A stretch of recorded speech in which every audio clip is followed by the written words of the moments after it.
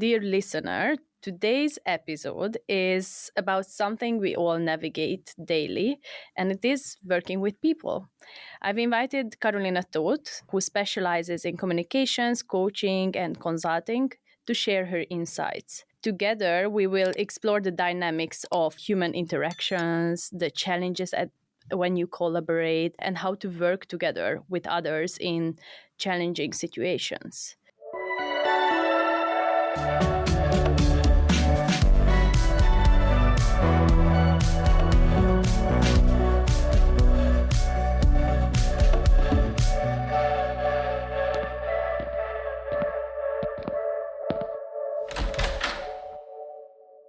Hello and welcome, Karolina. And you also call yourself Fancy Karolina. So let's maybe talk about that first. Where does the name Fancy come from? Hi, everyone. Thanks for the invitation. I'm glad to be here. It's really something that I think is quite core to how I view the world. If anyone of the listeners or watchers has read András Feldmár, he will say, don't believe any of the labels that you give yourself, or don't believe any labels anyway, because labels are misleading and they may lead you to believe that you are some kind of a person and you can't change. And you can, as a matter of fact, always decide what you're going to do. And he says, your only real label is your name. And I say, I don't think so. Not to disagree with Feldmar, but there are people out there who are icons who have given themselves certain names. And I didn't really think of them when I said Fancy. I thought of myself. I got this name in high school somehow. Honestly, I forget the name, the origin of the name, but I didn't really use it anyway. Some people, not from high school, but who I knew when I was in high school, called me Fancy, but it wasn't like a thing. And then I went to the US and everybody called me Karolina. And I loved it, but Karolina has so many syllables. In Hungarian, it's very tiring to call someone Karolina all the time. And I also wanted something that will signal to people if they're talking about me, everyone should know that they're talking about me.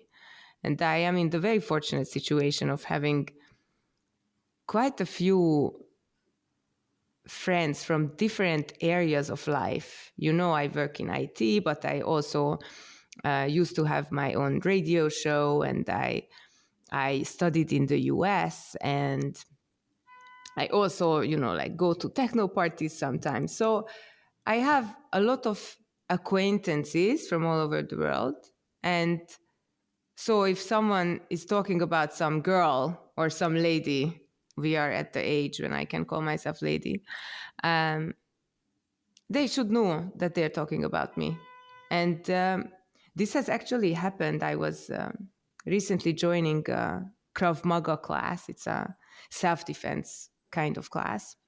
And I didn't know anyone. It was kind of a hasty decision to go to the class, but I loved it and I signed up and I went to, gosh, at one point I went to 12 classes a week. But I got really into it, but I didn't really network with anyone there. I just went to class, I took a shower, and then I left. But they knew I was called Fancy, and they called me Fancy, and it was fine by them. And about a month or two into the classes, one of my classmates in the morning came to me, so how do you know so-and-so? And, I'm wearing my braces for my teeth. I can't really talk. And I'm like, how do you know so-and-so? And we ended up chatting after the class. And at the end, he's like, yeah, I went to my very good friend and I was talking about you. And she's like, I know this girl. And so I didn't tell him this, but I was like, that's exactly why I call myself fancy. Um, so then I am currently getting into watching more icons. I usually shield myself from most news outlets or current events, but I've been watching those reels of Cher, and she's very much of a character, you know. Mm. And I don't know what her name is, but I'm sure when she first called herself Cher, it wasn't like, oh, everyone just will go with that and we will just call you whatever you want. But it actually gives me a really nice view into how people view life. Like some people are like, okay, so you are called fancy, and I'm cool with that. Um, and I'll call you fancy, whatever. And then some people are like, fancy, but what's your name? What do I call you? And I'm like, you just call me fancy. And I think it's a really quite the experiment of people to see how they get worked up about something so irrelevant to their lives. So maybe there is a little bit of the scientist. I'm a cognitive scientist by trade. Maybe a little bit of a scientist coming out, just like watching people react to this. So yeah, I guess Carolina was very special in the United States, and everyone knew who I was, and so Fancy is very special in Hungary, and everyone knows who I am. So maybe this is how it all goes. It is. And may I ask if you introduce yourself to, let's say, to your clients, and you say, when you introduce yourself, you say fancy, right? Yes, and some of my clients will say, "You must be kidding," and I'm like, "No." And like it's really interesting because I will say they know me as Fancy at the largest consulting firm, and they know me as Fancy at the techno party. It's not, or the rave. It's not like it's an alter ego Mhm. to shield myself. It's more like you are able to see me more with this name. You know what I love is that you just said and mentioned that you are the same fancy and everybody calls you at a party fancy and also the client. So that also means that, which is I think very important when it comes to working, that you are the same person, that you are offering you as fancy. And this is me. You either accept or you move on and find another consultant or coach who is going to help you. Yeah, and you don't have to accept. With coaching, I think it's really important to understand that not everyone will work for everyone.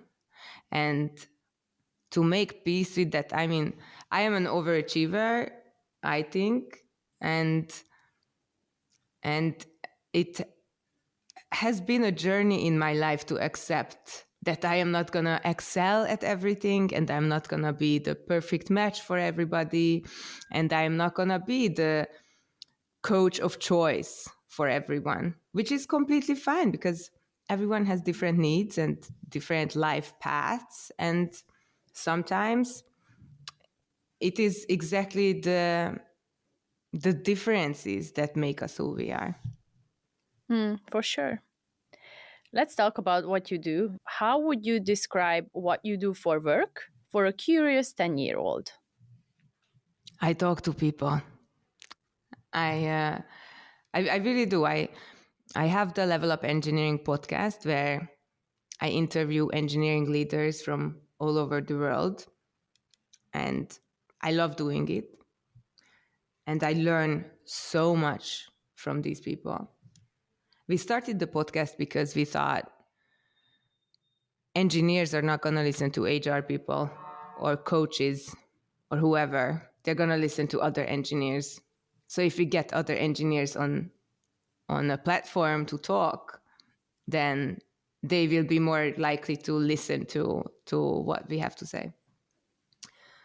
So I talk to people, I talk to engineers, and I talk to people when I'm not on the podcast. I help people become the best version of themselves, is how I put it. Just as you said, I think a person is a person. Everybody should feel like they can bring their whole selves to work. So in my opinion, there is not really a difference between life coaching and business coaching, because we are all people. We are all we are all messy, and we are all tedious, and we are all annoying sometimes, and we're all amazing and beautiful butterflies and snowflakes and creative geniuses. So really, I talk to people and I allow them to have some space for themselves, and I pay attention to them, and I learn from them, and together we can create a version of them that they like better than the previous version. Hmm. And then if if you're gonna get really into it with this 10-year-old, I will tell them that I do the same with companies. I I have a group of people, and together we mold the company into a different version of itself. And that's also just people. All the companies, all the entities, all these, like mental fabrications that we create. We are all people at the end. And that's You what lost a that's 10-year-old with the mental fabrication. it's true. It's true. But really it's working with people and talking to people. Hmm. Amazing. Before the recording, I reached out to some of my, not many to be honest, but Instagram followers. And there was like a poll, and I asked them some questions. And I received more responses than I expected. So there was engagement, which was very surprising for me. And I was very happy about it. And let me share some of these. First of all, 95% of respondents reported struggling with work relationships. Then, when I asked about what challenges at work they usually are facing with, it was miscommunication, lack of trust, dealing with colleagues who refused to work and negatively impacted team morale, feeling excluded by the team, and getting the hardest and shittiest tasks. We also have lack of feedback, and then disregarding emotional impact. So it's quite a lot of challenges here that we could actually like maybe talk about and unfold.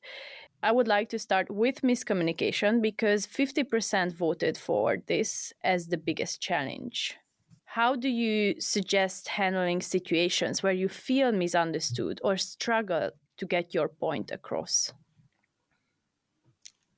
First of all, thank you for your followers for answering the questions. I think these are very real, and as I said, we are all people at the end, and you are not alone. If you're listening or watching, you are not alone. Talk. I think that's the best advice I can give anyone. Assume the best intentions of others.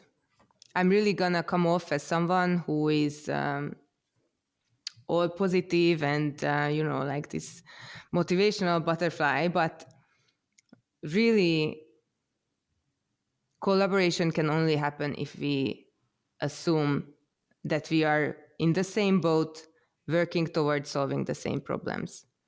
If we can't agree on that, then there is really a problem within an organization.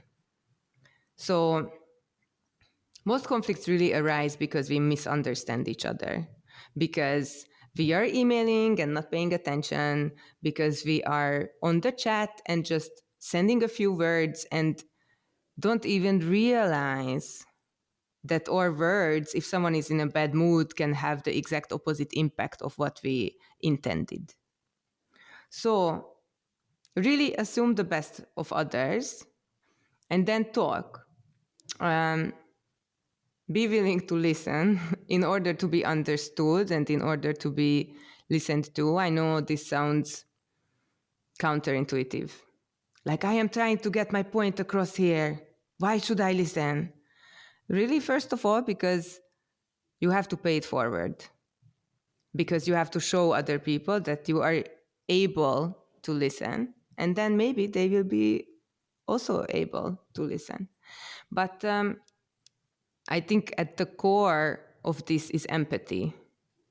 Like, some people will send out the email and be outright rude and not care for it. And that might not give you the best situation for collaborating with that person. But most people who are in the normal bell curve middle points, most people will be like, I want to be on good terms with this person. I want to be able to work together with this person. So let me listen and understand the other side, understand their point of view. And then most miscommunications will stop there. They will dissolve. The conflict will disappear because once you understand, oh, you just meant that. Okay. And, your point of view of reality is completely discounted. You can say, okay, I took that personally and I was in a bad mood. And to be honest, I didn't sleep very well last night. And maybe that's why I took that so personally. And now that you tell me that it was about the project, or, now that you explain where you were coming from, I'm completely okay with that. To answer your question, miscommunication is usually just that, misunderstanding and not enough information. And talking is the amazing vehicle to be able to transfer what we are thinking to the other person's brain. So it's a great tool. I recommend it to everyone. Don't sit in the corner. And however appealing it is to sit in the corner and boil in your anger or in being hurt, it's much better to go out there and be like, look, I feel really attacked here. What happened here? Let's unpack this and speak up for yourself. And if you struggle to get your point across, listen and then speak.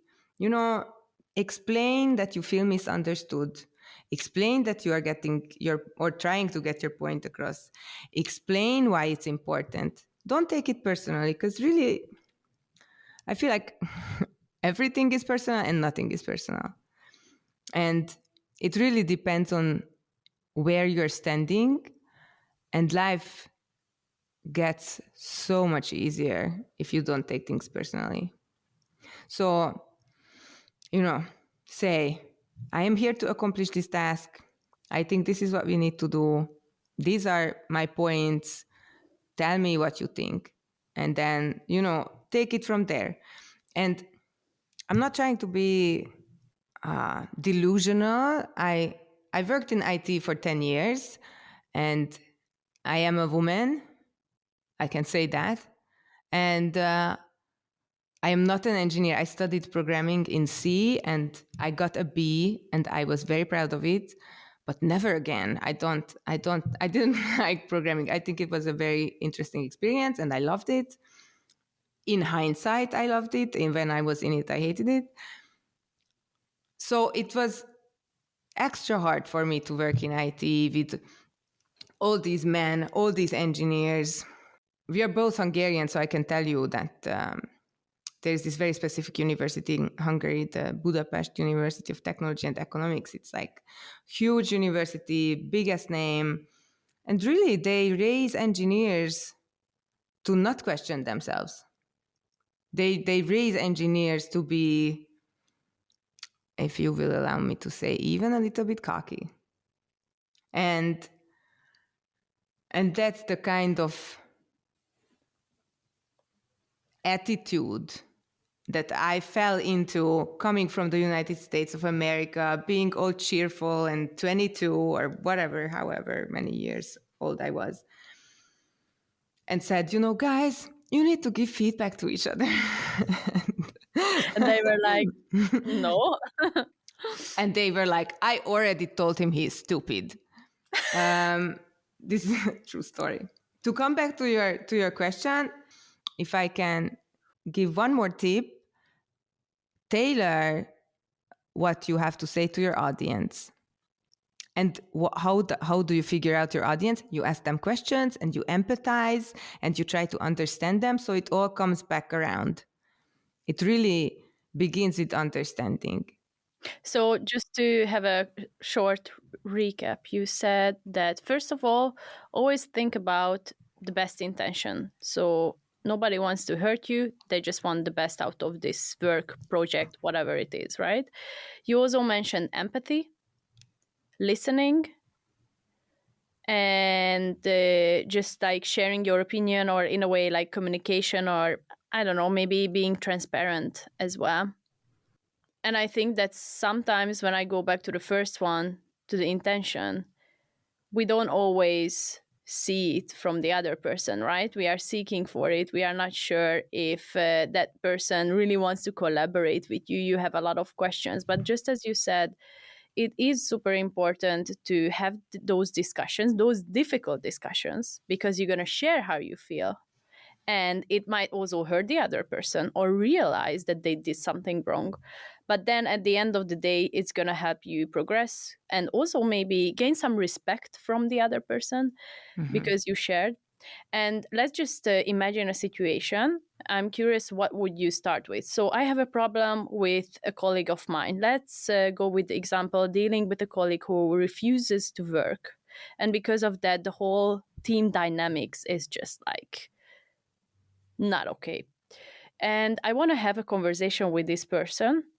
What would you start with first? Being curious, asking questions, trying to understand what's the real problem behind, and then following with opening up to the person and saying that the way how you behave makes me feel this and that. And because of that, I feel that the work is just not progressing. Or you would do it the other way around. You say what you feel first, and then you try to listen. First of all, I will ask, in this hypothetical situation, are you the boss of this person? Or are you a subordinate? Or because it can be a tricky situation when it's your boss who is refusing to work. Oh, yeah.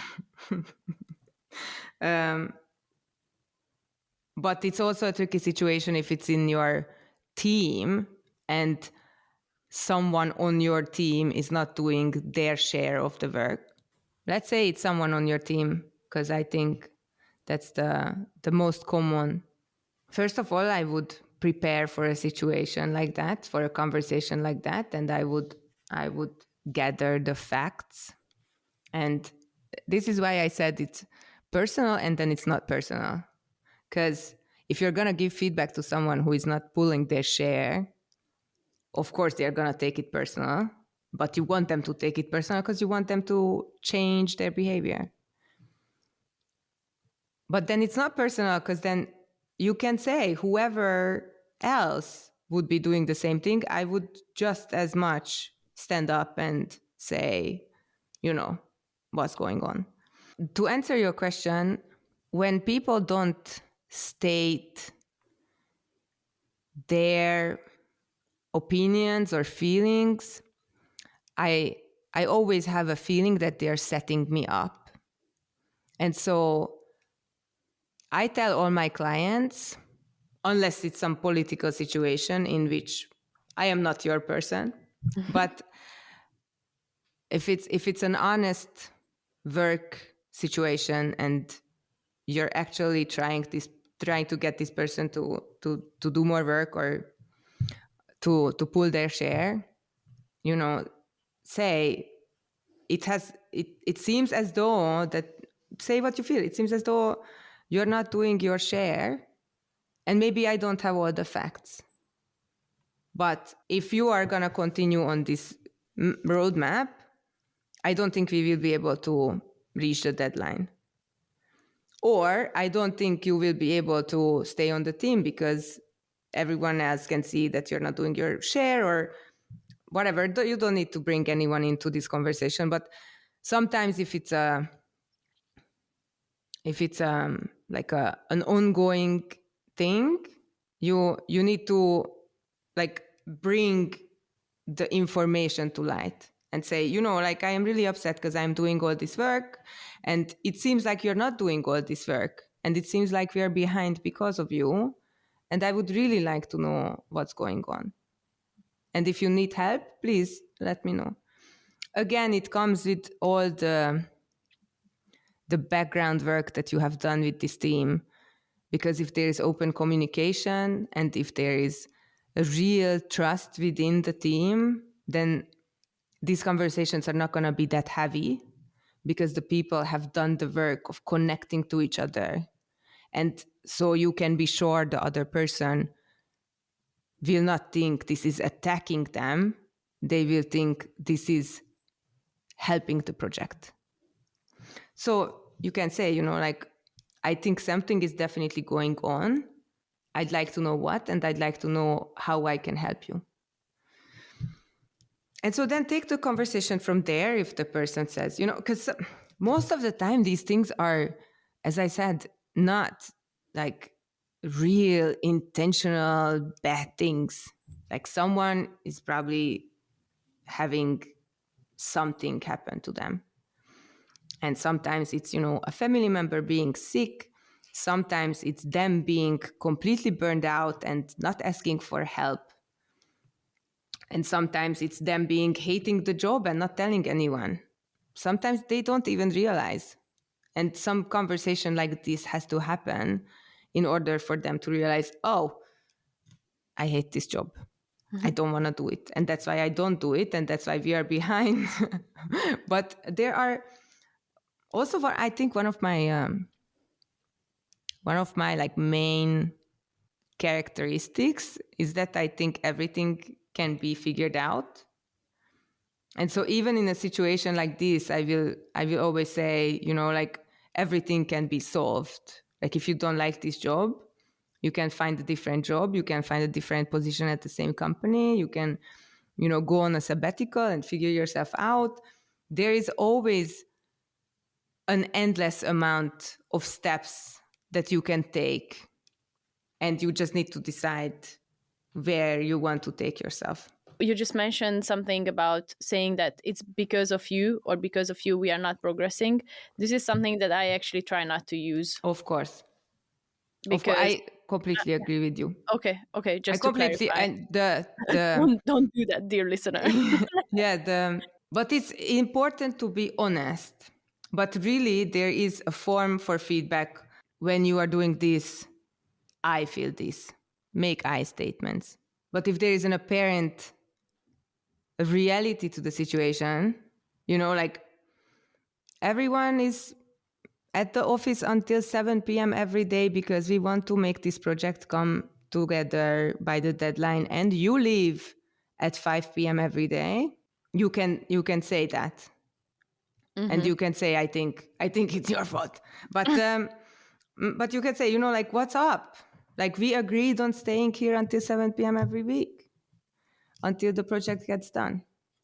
In Denmark, where I work, they say usually if you don't finish your work by the time you are like done on paper, so around 4:35, then they are sometimes asking you, but like, what are you doing? Can't you finish your work in within 7.5 hours? Like, what? Like, what's up with you? So it's actually the opposite what they think of overwork or working extra hours compared to Hungary, which is of course a completely different scenery when it comes to work. Right. I love that. And I think it's much healthier. It was just an example. I personally don't like working overtime, though I personally can confess to you that I do work a lot because I like what I do very much. And I'm kind of in this space where work and play are very similar. And, as I said, I talk to people for work, and I talk to people because I am a social human being, and I learn a lot from my friends.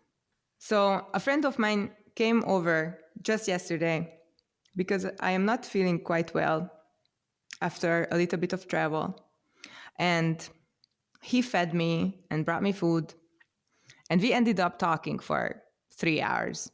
And he's telling me about what he's doing with his life, and what he was talking to his psychologist about. And you can tell I'm quite candid with what I say, and my friends are trained to take me as I am. And he's saying, like, why is that, Fancy? What's happening here? And I'm like, I am not the psychologist, I am the coach. And even though we are not in a coaching session and we are having a friendly conversation, my personal outlook on life is such that I'm like, I don't care for why, because why is in the past, and why will lead you down rabbit holes that are already gone. I am into how. How is this revelation going to change what you're going to do tomorrow or even do today? How are you going to use this situation to better yourself? How is this relevant to our conversation? So I think conversing with people these days is just like realizing how the world works. Because people, when they talk to you, they let you have a piece of their viewpoint. And everybody has their own viewpoint. If you ever get bored, like, try to figure out what it feels like to be in someone else's shoes, because it's endless data and it's endless stories. I think talking to people is the best, and my work and my personal life is like so intertwined that I may be the perfect role model for what I am telling people all the time. Like, you can't really leave your personal life at the door, like they used to tell you in the 80s and maybe even the 90s, because you are the same person. You are the one person. If you are not doing well at work, you are probably going to take it home in some shape or form. If you are not having everything work out at home, then you're probably going to somehow take it to work. And my aim is to help people become whole and become the best version of themselves, no matter the arena where they work. That's interesting what you said. It makes me fear that what they used to say what you said in the 80s, 90s is something that they try to, they say that it affects each other. And for sure it does. But then I see people and colleagues who just went through a breakup at home and then, they excel at work. Because you pour yourself into work. I can tell you my personal example, and I don't know how many of the listeners can relate, but my father died on a Friday, and it was the last day of my 2-week vacation. And I didn't feel like I can take any more days off. And so I went to work on Monday, and I was already in a leadership position. So I brought together the leadership team, and I told them, like, this is what happened. I want you to know, but I'm going to come to work because I don't know what to do with myself right now. What else to do with myself? The really curious thing was that I didn't tell it to anyone else, and the leadership team was private enough to keep it to themselves. And a couple months later, I said, okay, I think now I am ready to take some time off and grieve my father. So I took a month off and I disconnected from all social media and all of the internet, quite frankly. And read The Last of the Mohicans, one of the favorite books of my dad. And I went back to work, and some colleagues came up to me and they said, "We didn't even know your dad died up until you wrote the email that you're taking some time off. And it's really crazy how professional you were, and we didn't realize anything." My boss at the time, however, who knew, I can be safe to say he projected his feelings onto me, and he said, "You know, you really needed that time off because you really had to grieve your father. I know how this is." So he knew what happened, and he took everything coming from this perspective. But everybody else who didn't know what happened, they just saw me excel at work because I was pouring myself into work because I didn't want to think about all the other things that were going on. So in some sense, yes, you can leave your home things at the door, but only for so long, because you have to work through your shit. Sorry to say, you have to work through your stuff, because otherwise it's going to come out in different ways. Like, it's going to come out in conflicts and how you treat people. And I think it's the better for everyone to talk through their stuff and to work through their feelings.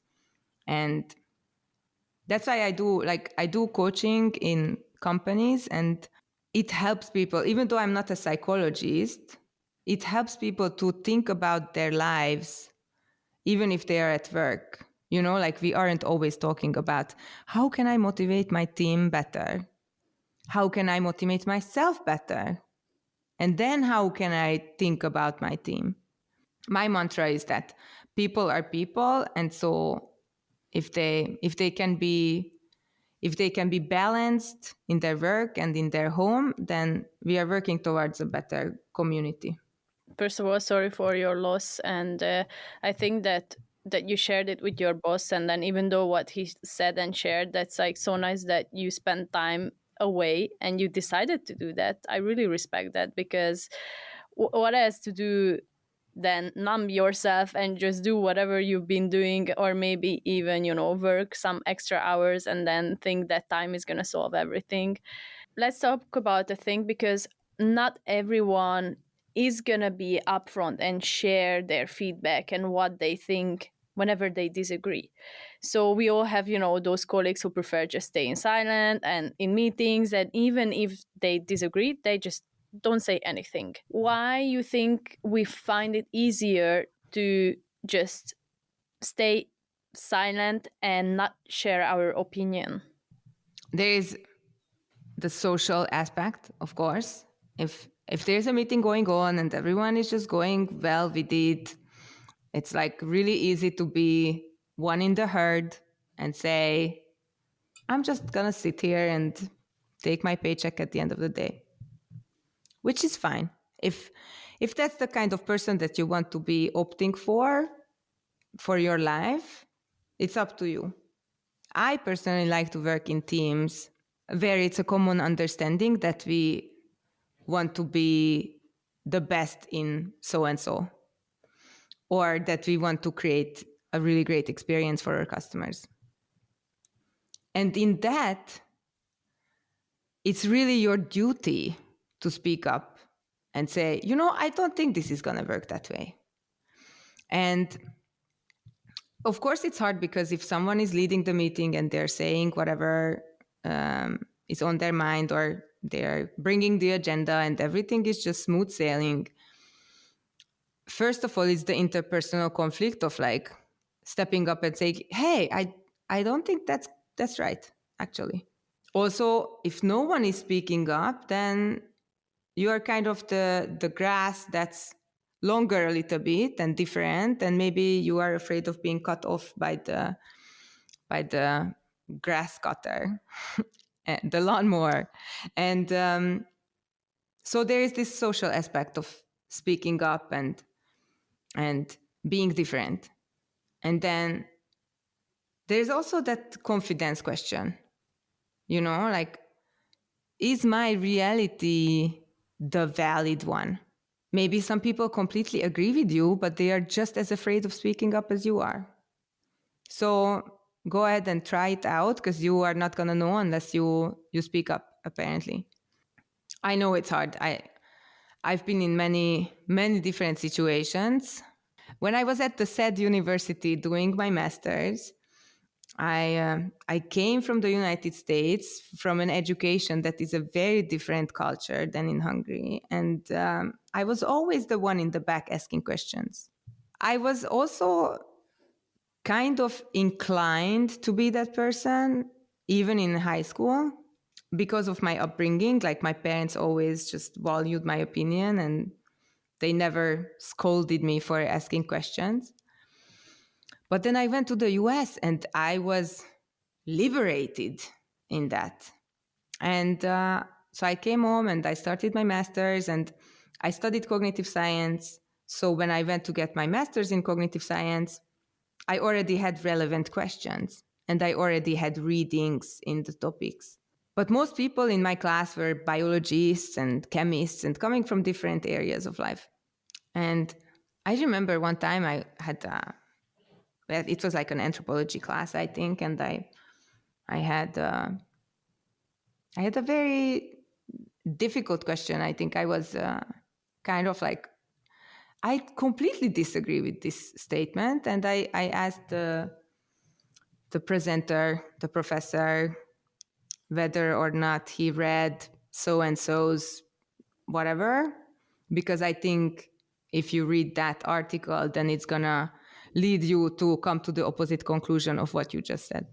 And she was kind of dismissive and angry, or maybe offended. And I really didn't let it go.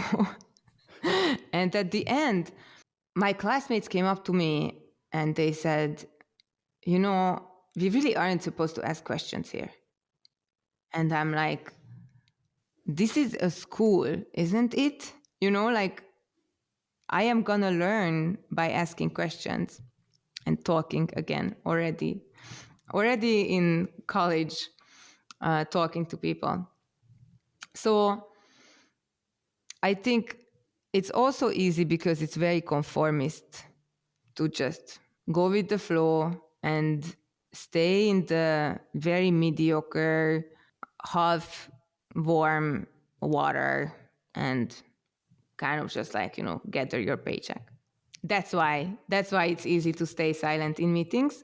Again, since I am in the business of like building culture and creating connections and making a way for talking to each other and empathizing with each other, if there is a common understanding that we are working towards the same goal and we need to be united in that, then when you disagree, it's a duty for you to say, I think the outcome is going to be better if we do it the other way. Or, what makes you think that this way is going to solve the problem that we are trying to solve? So think about the impact, right? So Exactly. if I share my feedback or whatever I disagree with, think about, is this gonna just make me feel good? Is this gonna help progress with the project itself? Is it gonna be maybe that I create a conflict with the person because she or he cannot really take in feedback, especially when it's a big crowd? So like there are a lot of things to take into consideration. And it might be something that is just miscommunication. It might be something that wasn't presented properly. And it might be something that everybody else is confused about, but nobody is willing to stand up. So be courageous and be that person if you are in such a situation, and see where that takes you. As you mentioned in the beginning, a lot of respect can be gained by being courageous enough and vulnerable enough to say, like, I don't get your thought process. We talked about at the beginning that whenever you have a conflict, first you also need to make sure that are we working towards the same goal? This is probably the most important thing to align on. But then it goes back to the company culture, you said. what is, in your opinion, a good definition of a good company culture? When I talked about this in the Leadership Anonymous, in the the Hungarian podcast that we have, I said just one thing, and I still think that's one of the most important things, and it's a growth mindset, because that will allow you to be creative, and that will allow you to make mistakes, and that will allow you to learn. For those who haven't heard about it, which is a shock to me, the growth mindset is a concept that was developed by Carol Dweck, I think at Stanford, a few decades ago. And it's about how you view the problems that you can't solve. If you are in a fixed mindset, if you can't solve a problem, it means that you're stupid. If you are in the growth mindset, if you can't solve a problem, it means that you have learned to grow. It means that you can learn. And I think in a company that's so important, because it rewards playfulness and creativity and the ability to make mistakes. Like, you can't innovate without making mistakes. So in the 21st century, it is unbelievably important to be able to innovate. All companies are trying to innovate all the time. But if you are in a culture where you are not allowed to make mistakes and you always have to be in your performance zone, then you're never going to innovate. Everybody's going to opt for the safe choice, for the road that has been walked on many times. And you are going to be, as I said, mediocre and in lukewarm water. But if you have a growth mindset, you are going to look at every challenge as an opportunity to grow and to better yourself and to better your people and to learn and create impact, as you said. And this comes back to how changing people is changing organizations. And at the end of the world, and then the end of the day, it's changing the world. Growth mindset is, I think, one of the most important aspects of a healthy person. Because in this world, you really have to pay attention not to make mistakes. And you're always going to make mistakes. And I have to tell you, just the other day, I was talking to someone and I really took it personally. And I felt like they were in my territory. And I was like, I am the person responsible for communications here. Like, why are you stepping on my toes? Mm-hmm. We really have to discuss, like, how are we going to collaborate? Like, why are you taking the people who I am working with on a meeting by yourself and then telling me what to do? Like, this is nonsense. And I was quite harsh in my email, I have to say. And because we are not perfect. We all have days and we all have hormones and, like not being able to sleep and not having time for breakfast and not getting to your yoga class and whatever. So it's always going to happen. And having a growth mindset allows you to learn and to grow and not take yourself apart. As a recovering overachiever, I used to spend nights just thinking about the things I had done wrong. Like I should have not spoken up in the meeting or whatever. I should have phrased my feedback differently. We are not perfect. And I think growth mindset allows you to not be perfect, because nobody is perfect. So even in your daily life, I think it's, if you haven't looked it up, look up Growth Mindset by Carol Dweck and really get into the habit of not judging yourself for not knowing something or for messing something up. Because a lot of people who are not judging themselves, I think, creates a better community for everyone. So a good company culture is more something that goes back to the individual itself. To answer your original question, growth mindset, I think, as a value for the company, and as a shared experience, the knowledge of like, this is valued at this company. I think that's very important to be able to candidly say, at this company, we value growth mindset and we are happy if you make mistakes and learn from them.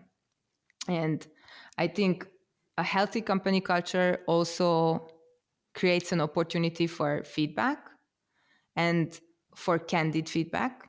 And I will say a lot of companies will implicitly reward positive feedback only because they will rely on the promotion packages to have only these positive feedbacks in the review cycles. And at big companies, you know, like it's really hard to create something that's more fair. But I think a healthy culture really values candid and honest feedback because that's how people can grow and that's how the company can better itself. And of course, being open to feedback. There is definitely a need in me to stop and talk about feedback because feedback is the same way, like we talked about miscommunication in the beginning. Good feedback will not be personal. It will be stating the facts and it will have I statements and it will be a discussion. I think that's very important. Feedback is not like, you are shit and I am done. You know, like feedback is difficult and you're going to sweat and maybe you're going to have tears and you're going to have real human connection. And you're going to be sitting there with the big and really rude dude who is going to be tearing up and telling you that his cat died. You know, like real feedback is discomfort because it's the conversations that we don't want to have. And it's hard because we are like, oh, I think my piece of feedback is really going to hurt the other person. So I don't want to give it to them because I don't want to put myself into the situation where I am telling the other person something hurtful. But if you put yourself into the perspective of like, I want to help this person become better, and they probably don't see that they are not doing something or they're doing something wrong because I assume the best of their intentions, then I am really helping them to become better. Funny example. I am at this school getting my master's. For the record, I didn't end up getting my master's because I was like, I don't want to be at this school anymore. But we are sitting in some presentation about neuropsychology from some guy who is like a young guy. He's very energetic, very good presenter, really funny. Like I very much sympathize with this guy. But he keeps saying psychology. And it gets on my nerves. You know, like I studied in the US and I'm like, it's a silent P. But in Hungarian, it's psychológia. So I understand. And I made the same mistake until somebody pointed it out to me, for which I was very thankful. So again, I'm going up to the teacher at the end of the class. And one of my classmates is like, Fancy, where are you going? And I'm like, I'm going to tell him it's a silent P. And he's like, no, Fancy, don't go. You can't do that to yourself. Like, he's not going to let you pass, blah, blah, blah. I'm like, okay, whatever. So I let it go.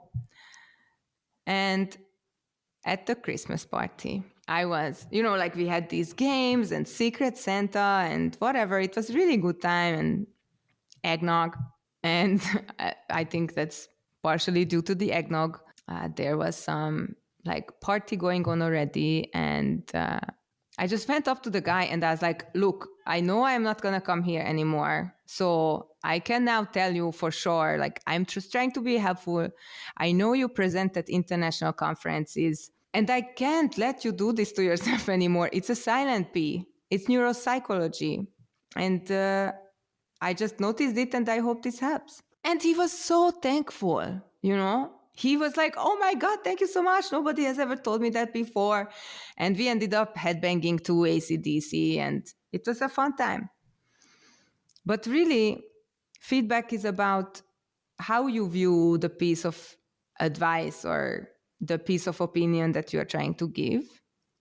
And if your intention is really clear and to help the other person, then it's going to be that much easier for the other person to take it with an open mind. So a good company culture, I think,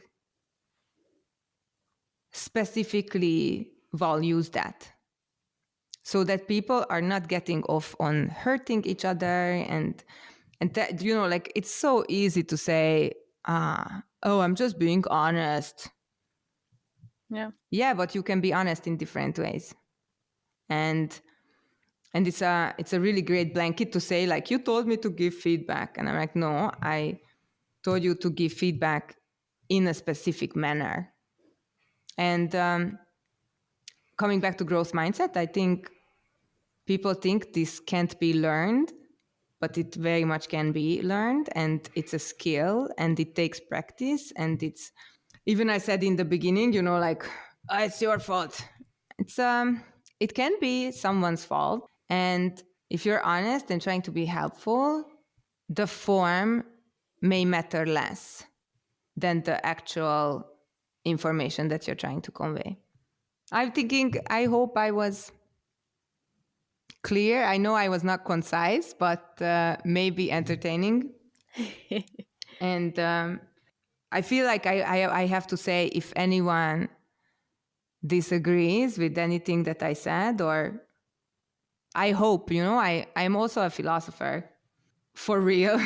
and when I first was writing my first philosophy paper, my advisor said, the worst thing that can happen to a philosophy paper is everybody agreeing and the paper going into forgetfulness.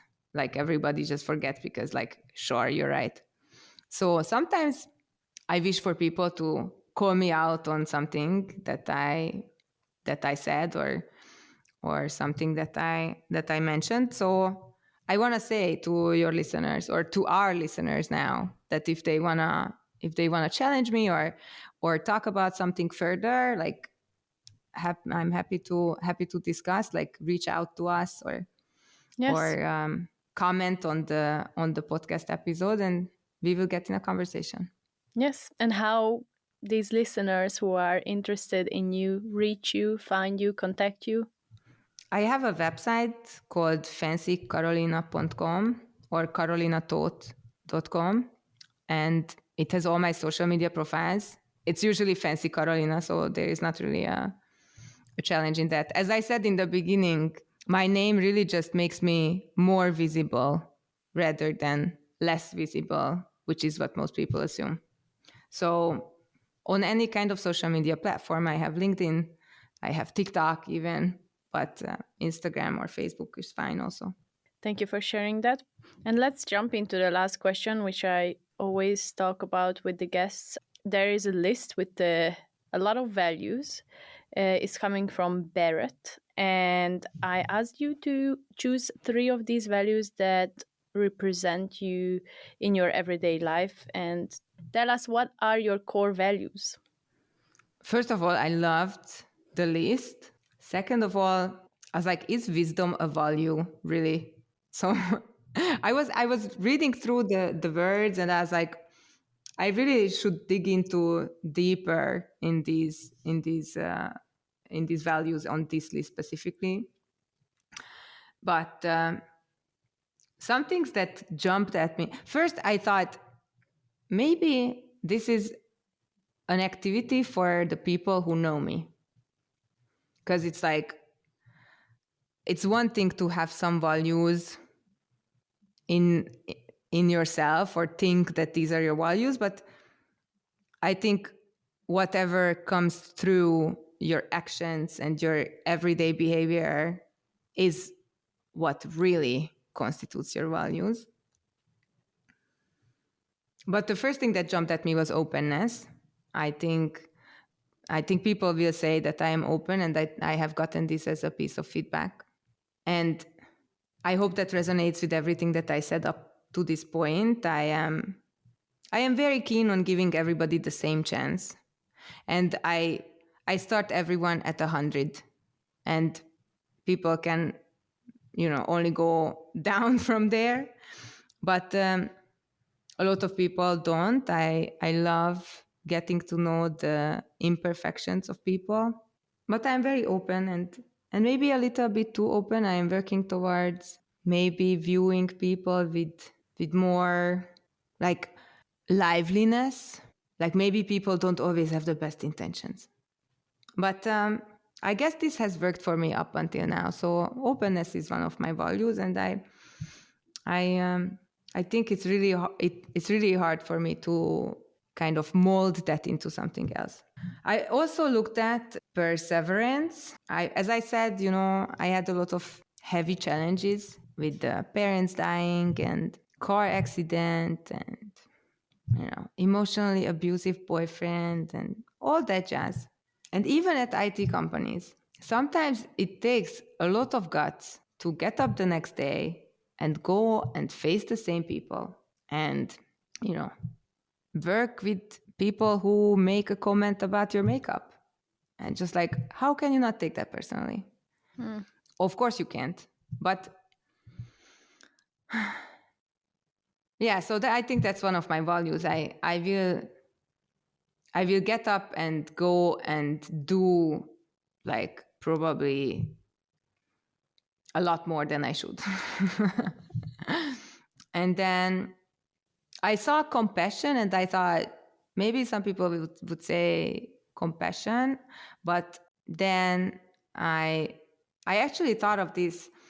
One of my former employers actually used to say, I am the conscientiousness of the company. And he actually brought this up that we talked about, that there were like 7 guys having worked together for the past like 5 to 6 years, and they're all very attuned to each other, and they're also very good at agreeing on things and then silently not doing anything about the things that they had agreed on, and then nobody brings it up.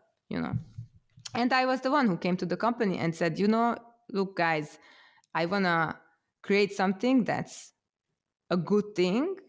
And we can only do it if we are transparent about these things. And I can't deal with agreeing on doing something and then nobody doing anything about it. I don't know if conscientiousness was on that list, but I don't think so. And I found integrity, and I was like, that's what I like. So I aim to stay true to who I am, and I aim to always learn and grow and better who I am. But going back to the beginning of our conversation, I aim to be able to be proud of who I am in any situation. And sometimes it doesn't work. Sometimes I make mistakes. Sometimes I, create situations in which I'm like, how did I get here? I don't want to be here. But, that's part of the journey. And I think integrity is what allows me to be grounded in myself. And so I can say, hi, I am Fancy Karolina. Call me Fancy. And people will take it as they wish, because that's up to them. Thanks for sharing. And what are yours? my values are freedom, creativity, and self-growth. Nice. Self-growth. I saw that too. I was like, I really like that. Mm-hmm. Personal growth and professional growth. But I think some of these were, like subsets of the others. Yeah. Yes. Yeah. Yeah, yes. That's why I think self-growth is the best, because it can be personal, professional, it can be connected to relationship with others, but it's always connected to somehow in you and changing something in you. I love that. I completely agree with that. And, all these words mean different for other people. So when I say creativity, it might be different in my everyday life compared to a person who is really a creative person and I don't know, is painting every day. So it is really nice that you shared that, you chose, for example, integrity, and and shared what it really means for you and how it represents your life. Thank you. I'm glad I wasn't supposed to just say the three words and then call it a day. And we talked about a lot of these values today, like courage and continuous learning and all this. I think they are all really good values because it wasn't a vice list, obviously. And it's always nice to like look at it and pick the best ones for you. But I think a well-rounded person will always like have some things that they're working on, and they will always have some things that are less of a focus for them at the time, and it's completely fine. And I agree with you that all these labels mean different things to different people, and no matter how much we talk, maybe we can never achieve that we are talking about the same things. But I think it was Bernard Shaw who said the biggest problem with communication is the belief that it happened or something like that. So that's why I have such an emphasis on talking, because that's such a great tool to transfer what we think. Yes, for sure. And I really hope that we convinced the listeners that, speaking up and having those difficult conversations is something that's going to help you really. I really enjoyed our conversation. Thanks for, sharing everything that you have and all the experiences and, all those stories from back the university and also with working with clients. And I wish you all the best. In the description, you're gonna find Fancy's website and how you can reach out to her. I really encourage to even check her website because I really like it. I think it's super authentic. That was today's episode, and thank you for listening. Thank you for having me. It was a really great experience, and thank you for these really thoughtful questions. I had fun thinking about how I view healthy company cultures and how I view conflict and misunderstandings, and thank you for that research with your followers, because I think it can help people realize that they are not alone and that they can reach out, and hell, within the same company, like share how you're feeling, and probably in no time you will find someone who feels the same way. And then don't just boil in how you're feeling. Try to work on something that can help you change the situation. Thank you for having me. Thank you again. Bye bye. Bye.